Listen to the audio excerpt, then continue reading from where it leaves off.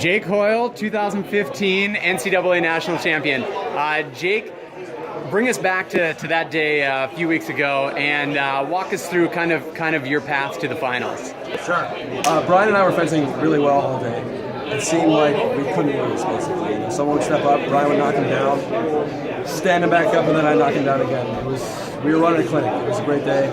Both fencing really, really well. That led us to the final where we met, and it's always very close with us. I ended up winning and then going on to the final winning as well. And you talked about how you guys kind of were each very dominant throughout the day.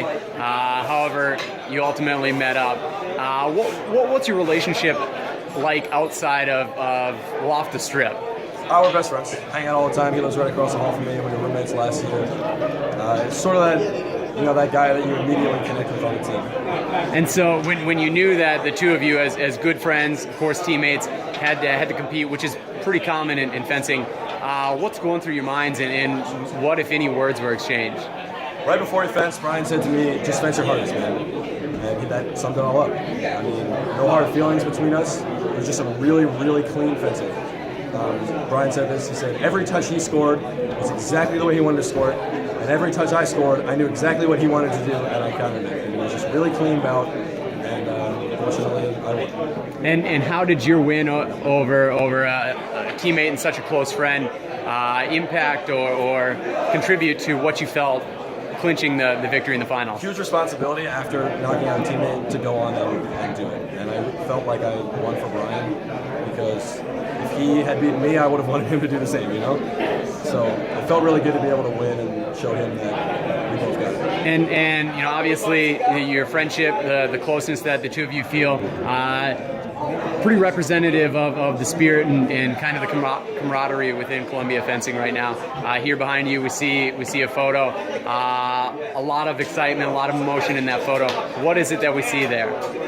This is the final touch against UPenn to clinch the title. Brian had just scored the final touch against Jake Randis right here.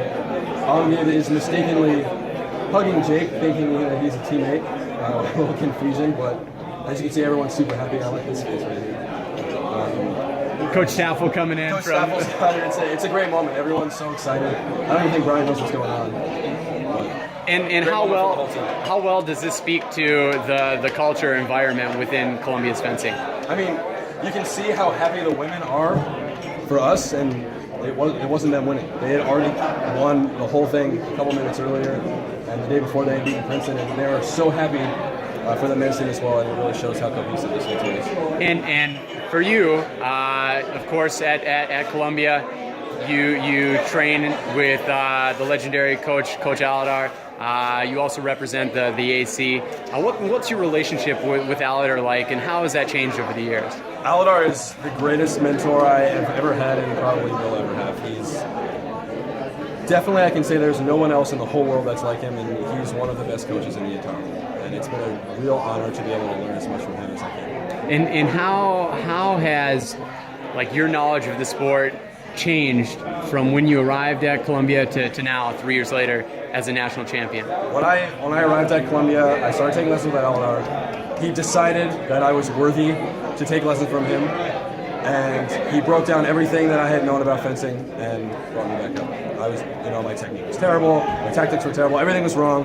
So he made me forget all of it and really made his own fencing. And how much of a part did Aladar play in your decision to choose Columbia?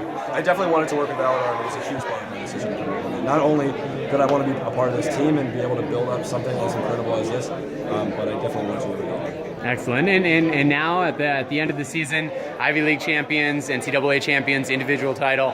What can we expect from you throughout the spring here and going forward into next year? It's got to be the same, right? Hopefully we can do it again. I mean, I have a lot of faith in this team, and I know that we can win again next year. Well, we look forward to watching that journey. Great. Thank you.